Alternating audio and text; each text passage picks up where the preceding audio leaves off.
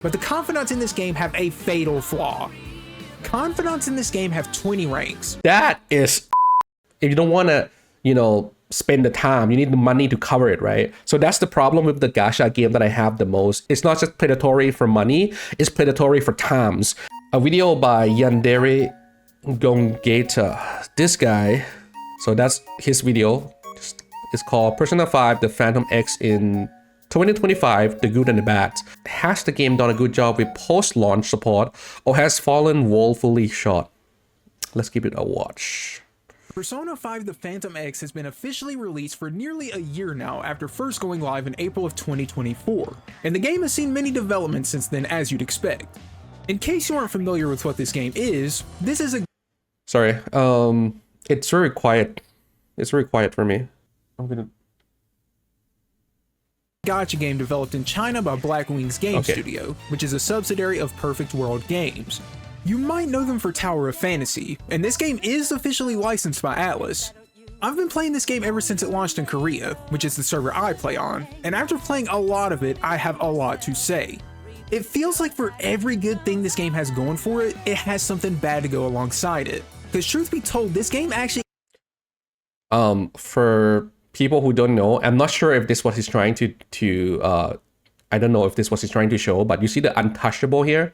In the original, it's like a neon sign, right? And this is something that people notice really early. That is, they think that they removed the neon sign because it's, they removed the neon sign for censoring reason. I cannot stop myself from saying that because it sounds so stupid. Like, maybe because it kind of feel kind of like adultery or something. I don't get how... sometimes I don't get the Chinese logic of censoring, but yeah, it's become like this thing. Isn't that bad despite what you might assume. It's got some interesting ideas in terms of both gameplay and story, but damn if they aren't fumbling the bag in other areas like the online and honestly just content in general. There's a lot to go over, so let's go ahead and get into the main course. And if you end up enjoying this video, consider dropping a like and a sub. We're very close to 10K and it would help me a lot. Thank you. I'll leave a like.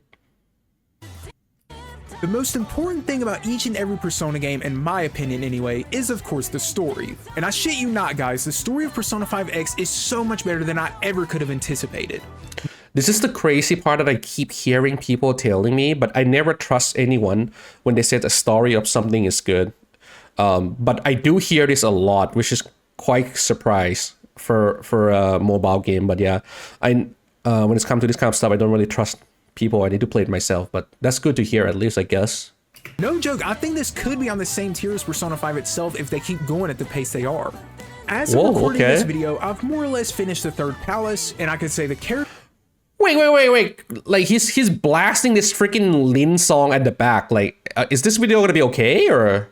I can hear it pretty clearly. Characters are great, the palace owners are pretty solid, especially the third palace. Oh my god, that shit was dope. And the pacing is really good. Since this game takes a different approach to Persona's calendar system by virtue of being a gacha game, you can advance... Oh yeah, for those who don't know, and you might be seeing this the first time, this is not the English version, but there's a English mod where the way it works is it will like scan the image, and then it will save that image and convert it to English into a certain folder or something. I think that's how it works, because every time you encounter a new text that the game that you never saw it yet, it will take time to process it. But when it's processed it already, then it will remember it for the next time. I think that's how it works. Don't quote me on it, but I did play this for a little bit in the beginning, and that's how it looked. Advance the story as slowly or as quickly as you want, with some exceptions that I'll get to. It's like a more open version of Persona 5 in that regard, the only drawback being you can't replay the dungeons once you finish them, which I really hope they allow you to do in the future. Since you can advance at whatever pace you like though, the pacing is basically whatever you want it to be, which is great. As for the theme of P5X, it takes the theme of Persona... Yeah, just don't want to cut real fast, but yeah, that the another censoring thing is that like the gecko part of the gecko tattoo of Iwai is also gone. As for the which is a big part of his character, right? It takes the theme of Persona 5, which is to take the hearts of bad people, and sort of flips it on its head. The slogan of P5X is to retake your desire rather than take your heart. You're more or less on a mission to give people back their desires, since in this alternate universe, everyone's desires have already been taken. Think back to the end of Persona 5 Vanilla, if you played that game. Yeah, that's seemingly what's going on here more or less. Since the OG thieves weren't around and we don't know the story for sure, it could be a reality where the bad guy of Vanilla just won. That's just my theory anyway, we don't know anything for sure since the game isn't anywhere close to finished yet. Some people said this concept are the same with Persona 5 Royal, as in like, yeah, take back your desire. And no, I think that's a different theme. I mean, you can definitely argue that in the end of the Royal, there's sort of like take your desire thing. The way I see it different is that like in Persona 5, the core theme of Persona 5, the normal Persona 5, is about like you wanted to do something, you wanted to be someone, but there's some sort of authoritarian, sorry, I can't pronounce the best, but yeah, you know what I mean, like someone like Kamoshida or someone like that, stopping you from doing it, right? But then you wanted to break free, correct? That's the theme of Persona 5, right? At least the main people wanted to break free, but not like the people on the street, I guess. But for Persona 5X, it's more about like people don't even have desire to break free at all. They sort of just gonna stop wanting anything, I guess. And I think in the really early cutscene, there's even people who's like jumping off the building because they just don't feel like doing anything anymore or something. Yeah, I guess I do wanted to go back and try to play it now just to see the story.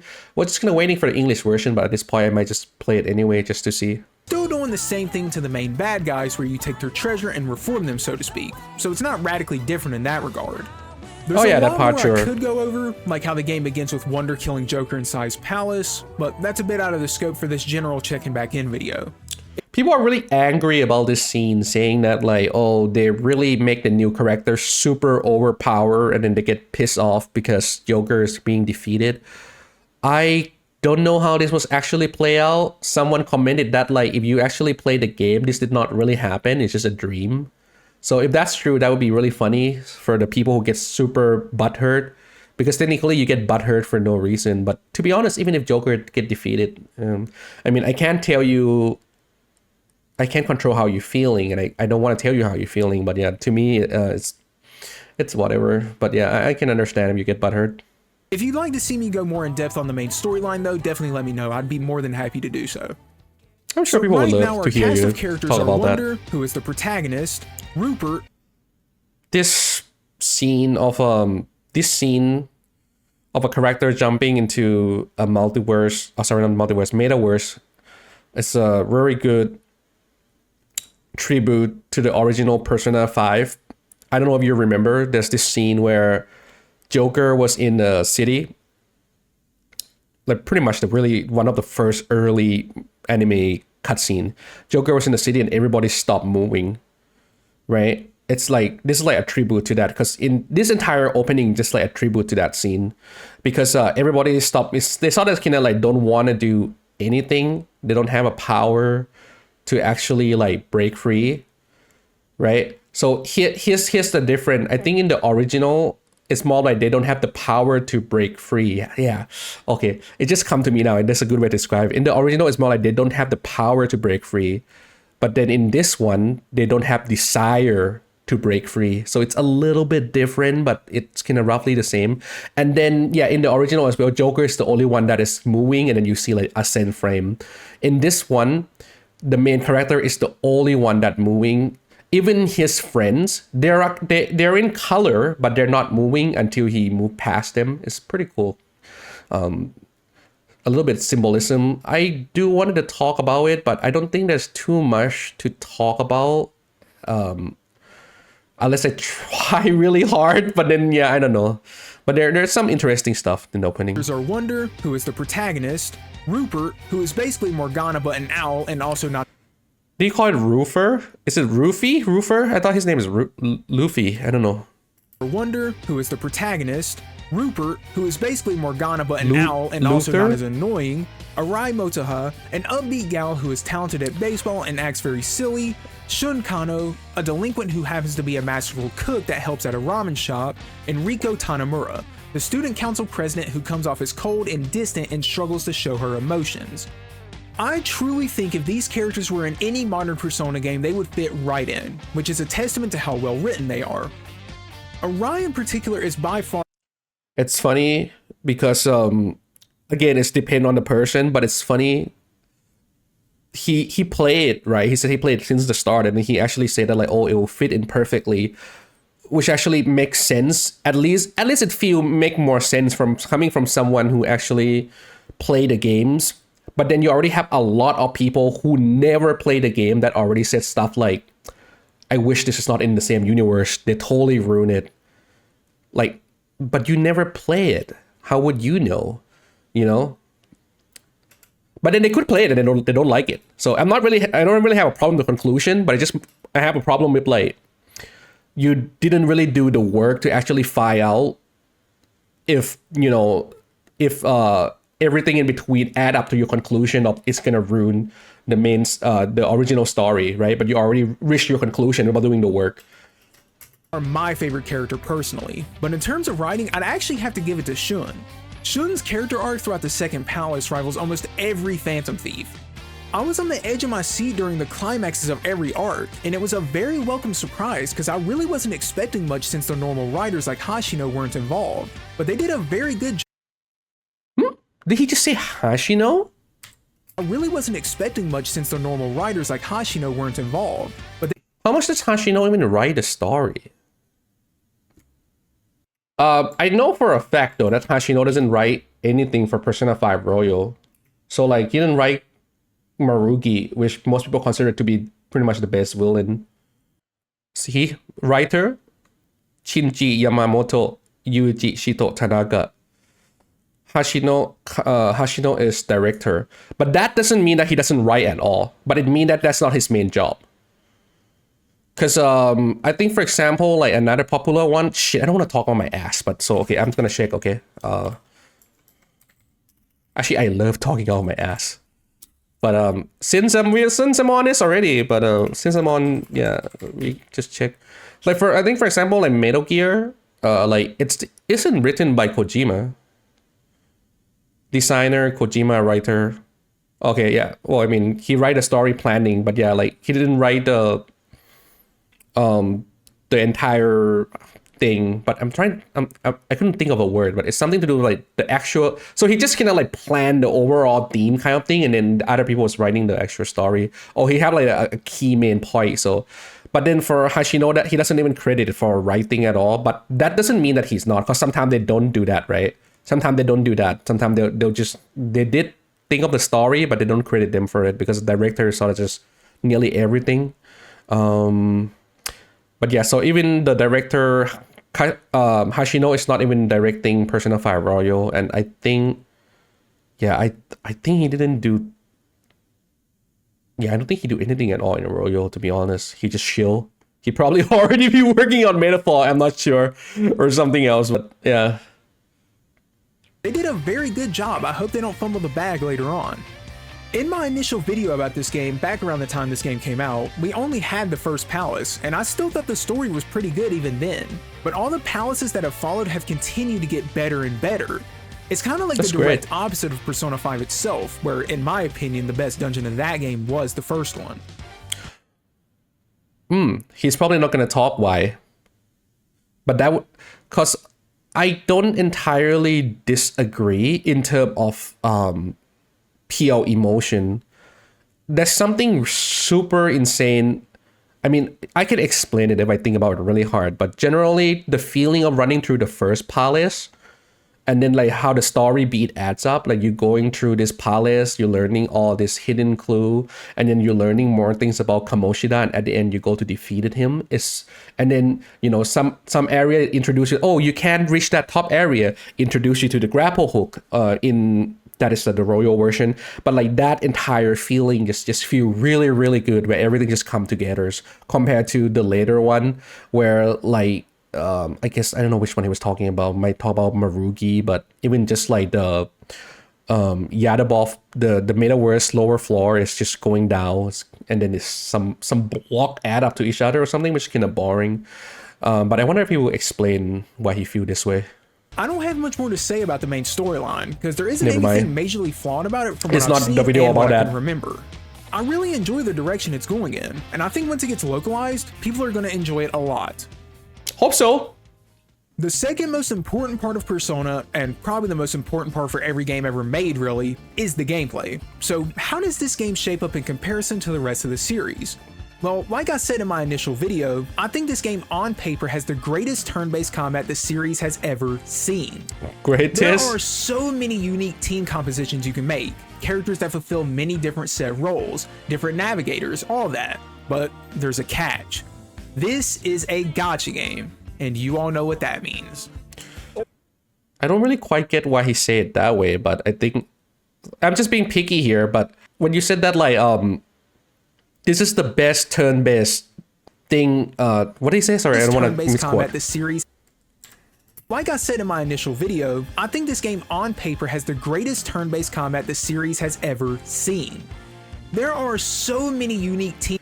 Yeah, okay, so like I cannot just maybe he explained in that video that I don't know where he linked or not, but yeah, because when he said like this is the greatest turn-based turn-based system or whatever that this game that have ever been done, I cannot expect him to talk about like what make it that way, but then he sort of just kind of like just say other thing that's not about turn-based compositions you can make. Yeah, like team composition and stuff like that. Roles, different. That is not limited to turn-based game, you know. But it's probably in the video he was talking about, so he doesn't want to repeat himself. So yeah, I'm just being picky. But I am when people say something like that, it's so interesting to me to be like, oh, I wonder why you think that. You know, it's not like come from me like, oh, dude, you're dumb or anything. No, I'm actually kind of like, oh, why? Sound interesting, you know? Navigators, all that. But there's a catch. This is a gacha game, and you all know what that means. Oh shit, yo, a new banner just dropped, man. Let's see what's going on. Oh boy. Ooh, yo, that looks sick, bro. Let's see. Hold on. How much do I got? I feel this guy right now. This is the reason why I'm not gonna fucking play this. You know, I think I've been thinking a lot about like, hey, should I just like play Persona 5X and cover it? And this is one of the reasons why it's always gonna like make me don't want to, because while you can go like a full like free to play route, and there's many channels that do that for other phone game, I feel like you just cannot maximize your growth or like your attention to your channel by just being free. If you're gonna fight against people who like, I'm gonna put in $200 every single week, and I'm just gonna like open like 10 million packs, you know. Sorry, when I say packs, I'm thinking about card game, but yeah, you get my point. Like they're just gonna be able to cover the new character better at full link and everything like that. Like it's so hard to actually compete in that. And I could just play the game for fun, but my time are limited, so I kind of wanted for my time to be enjoyable for myself and also grow my channel, right? Because I wanted to kind of make a living from making contents. This being a gacha game is the saddest shit ever because it's the main reason I've fallen off the game in recent times. Ever since Metaphor dropped, I've been playing the game less and less because gacha games are predatory by design, which is a shame really because I love the gameplay loop of Persona 5X. Like I said, there's so many different strategies you can use, but if you don't end up pulling that new unit, well, you better cough up that dough, grind for several hours straight, right? Or just go fuck yourself. So he sort of, I'm kind of waiting to see if he was going to cover what I just said, and he sort of said it in a really brief tone. So he said that like, if you don't want to, you know, spend the time, you need the money to cover it, right? So that's the problem with the gacha game that I have the most. It's not just predatory for money, it's predatory for times. If you want to play for free, well, you got to play like so fucking much like all the fucking time, right? And then like you want it to be so maximized on like, oh, I don't know if this game have energy or not, so forgive me, I don't remember. But my point is that like, yeah, you gotta be like super on point with like the using spend energy, grinding free stuff and stuff like that. It takes so freaking much time. Either that, if you don't want to do it that way, then it takes so freaking much money. But in my opinion, the best way to enjoy gacha game is to always have money to spend a little bit. I think going full free route and actually like if you're not like in school, it's such a shitty stuff to try to like tackle gacha game and have a full-time job and do your other hobby. It just, yeah, it sucks. Exploring. Also, I want to say this, but like that Yusuke picture. Sorry, wait, this is Yusuke or Yosuke? This one is Yusuke, right? Yeah, it's, man, why is he so feminine in this? I kind of like it, but what was going on here? I mean, look at that. Or just go fuck yourself. What a pretty Exploring boy. the palaces is really fun, and they function the same as the jails in Persona 5 Strikers if y'all have played that game. If not, then all I mean by that is there's a lot of extra places you can explore that aren't required, and you can return to the palace after defeating the owner. Exploring the palaces is simultaneously really fun and really fucking boring in this game. Fun. And it's really weird. Wait, did I just speak over him? Well, I did, but I thought he's gonna say anything important. He says just like, it's fun but boring? Is that what he said? It's really fun and really fucking boring in this game, and it's okay, tell me why. really weird. The dungeons themselves are pretty well designed, but holy fuck if they don't have some of the most boring gimmicks ever conceived by the human species attached to them as well.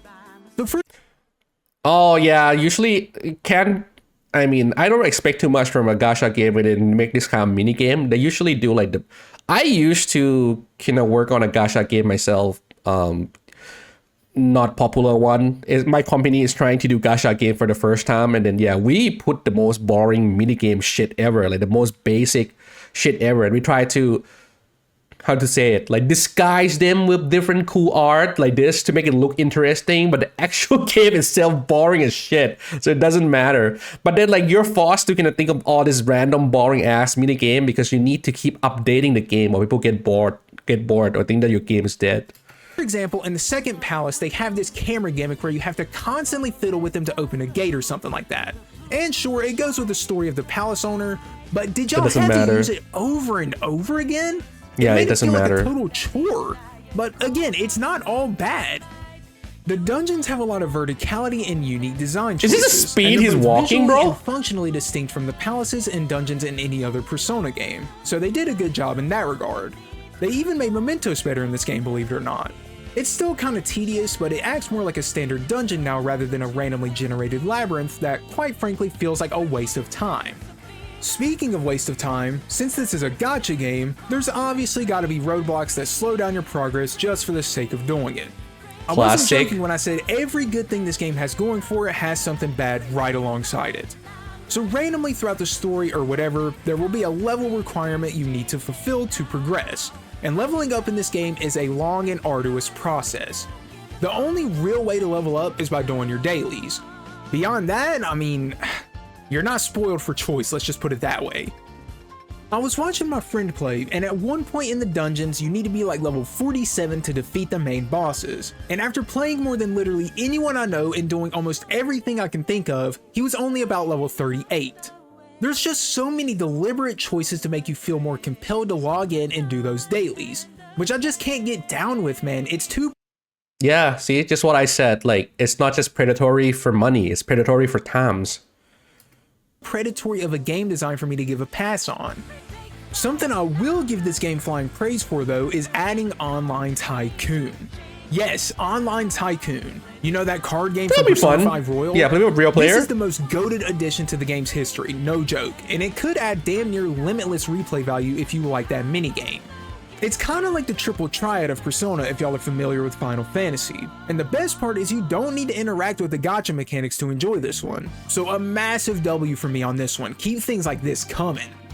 They also added the Thieves Den from Persona 5 Royal, but I'm gonna be honest, I haven't used that shit like at all, so I can't say much on how good or bad it is.